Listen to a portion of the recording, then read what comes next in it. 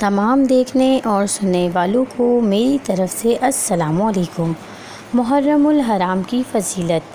اسلامی سال یعنی قمری سال یا سنہ ہجری سال کا پہلا مہینہ محرم الحرام سال کا بابرکت اور مقدس مہینہ ہے۔ محرم حرم سے ماخوذ ہے، جس کے معنی عزت و احترام کے ہیں۔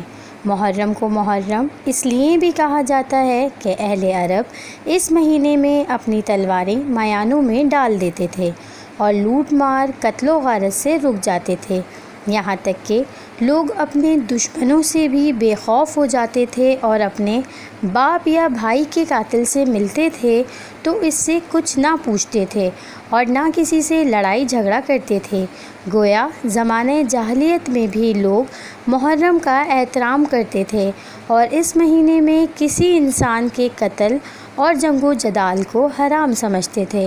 اللہ کے محبوب کریم صلی اللہ علیہ وآلہ وسلم کی آمد کے بعد اسلام میں اس ماہ مبارک کی حرمت و عظمت اور زیادہ ہو گئی۔ قرآن مجید میں ارشاد ہے کہ بے شک اللہ کی کتاب میں اللہ کے نزدیک گنتی کے مطابق اس وقت 12 مہینے ہیں جب سے اس نے آسمان و زمین بنائے ہیں۔ ان مہینوں میں سے 4 حرمت والے ہیں، یہ سیدھا دین ہے، تو ان مہینوں میں اپنی جانوں پر ظلم مت کرو۔ القرآن۔ اور حرمت و اکرام والے 4 ماہ ہیں جن میں محرم، رجب، ذی-القعدہ اور ذی الحج شامل ہیں۔ ایک بار کسی نے رسول کریم صلی اللہ علیہ وآلہ وسلم سے عرض کی کہ یا رسول اللہ صلی اللہ علیہ وآلہ وسلم، فرض نماز کے بعد کون سی نماز افضل ہے، اور رمضان کے فرض روزوں کے بعد کس مہینے کے روزے افضل ہیں؟ سرکار دو عالم صلی اللہ علیہ وآلہ وسلم نے ارشاد فرمایا کہ فرض نماز کے بعد سب سے افضل نماز نماز تہجد ہے، اور رمضان کے فرض روزوں کے بعد سب سے افضل روزے محرم الحرام کے ہیں۔ ایک اور جگہ نبی کریم صلی اللہ علیہ وآلہ وسلم نے ارشاد فرمایا کہ جو شخص محرم الحرام میں روزے رکھتا ہے تو اسے ہر روزے کے بدلے میں 30 روزوں کا ثواب ملتا ہے۔ رسول پاک صلی اللہ علیہ وآلہ وسلم کا ارشاد ہے کہ جو شخص محرم الحرام میں پہلے 10 دن تک مسلسل روزے رکھے گا، گویا اس نے 10,000 سال اس طرح عبادت کی کہ رات میں قیام کیا اور دن میں روزہ رکھا۔ اس ماہ مقدس کا 10واں دن یوم عاشوراء کہلاتا ہے۔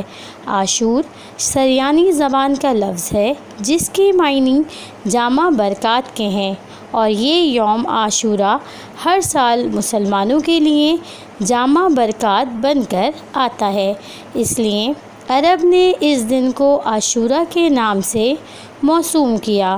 علماء کا کہنا ہے کہ اللہ نے اسی دن کو عرش کرسی، لوح قلم، جنت، حضرت آدم علیہ السلام، اماں حوا، زمین و آسمان اور ارواح کو پیدا فرمایا۔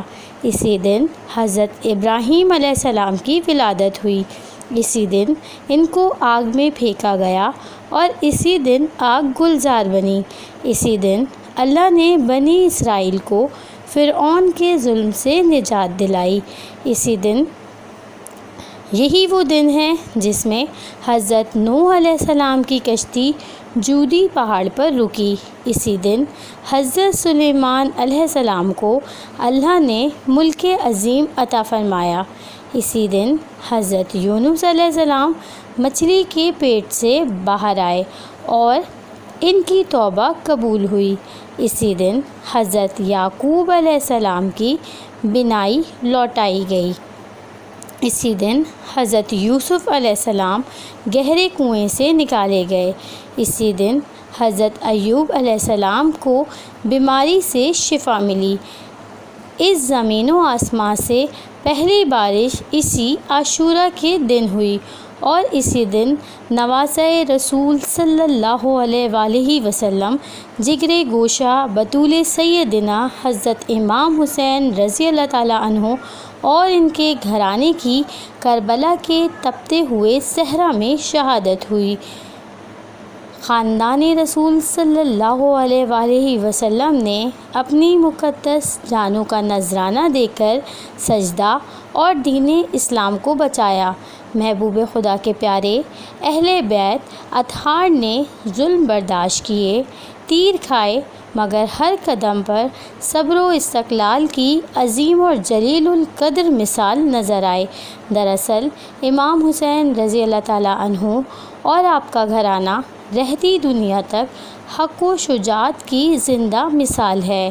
بعض علماء کا کہنا ہے کہ اللہ نے دنوں کے اعتبار سے جو بزرگیاں امت مسلمہ کو عطا فرمائیں، ان میں یہ 10ویں محرم کا دن بزرگی والا دن ہے، لیکن اکثر علماء کا یہ قول ہے چونکہ یہ دن 10 محرم کا ہے اسی لیے عاشورہ کہلاتا ہے۔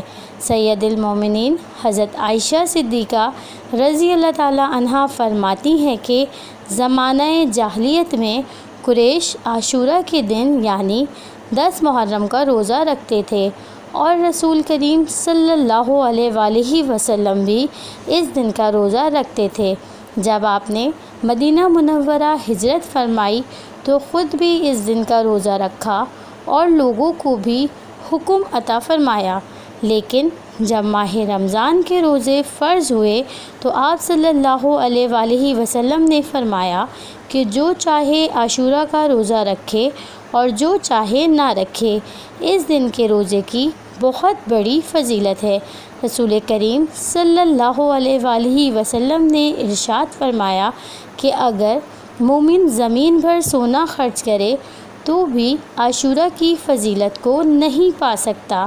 اس دن مومنوں کے لیے جنت کے 8 دروازے کھول دیے جاتے ہیں تاکہ وہ جس دروازے سے چاہیں جنت میں داخل ہوں۔ حضور صلی اللہ علیہ وآلہ وسلم نے فرمایا کہ جو شخص عاشورہ کے دن اپنے اہل خانہ پر خرچ میں وسعت فرمائے تو اس کو اللہ پورا سال وسعت سے رزق عطا فرماتا ہے۔ اس دن صدقہ خیرات کرنا بڑا ثواب کا باعث ہے، اس سے گناہ جھڑ جاتے ہیں اور درجے بلند ہوتے ہیں۔ اس دن لوگوں کو پانی پلانا، شربت، دودھ یا کوئی اور مشروب پلانا بھی باعث ثواب ہے۔ سرکار دو عالم صلی اللہ علیہ وآلہ وسلم نے ارشاد فرمایا کہ جس نے عاشورے کے دن کسی کو ایک گھونٹ بھی پانی پلایا تو اس نے گویا ایک لمحے کے لیے بھی اللہ کی نافرمانی نہیں کی۔ سرکار دو عالم صلی اللہ علیہ وآلہ وسلم نے فرمایا جس نے عاشورے کے روز کسی بیمار کی تیمارداری کی گویا اس نے پوری اولاد آدم کی تیمارداری کی۔ سبحان اللہ۔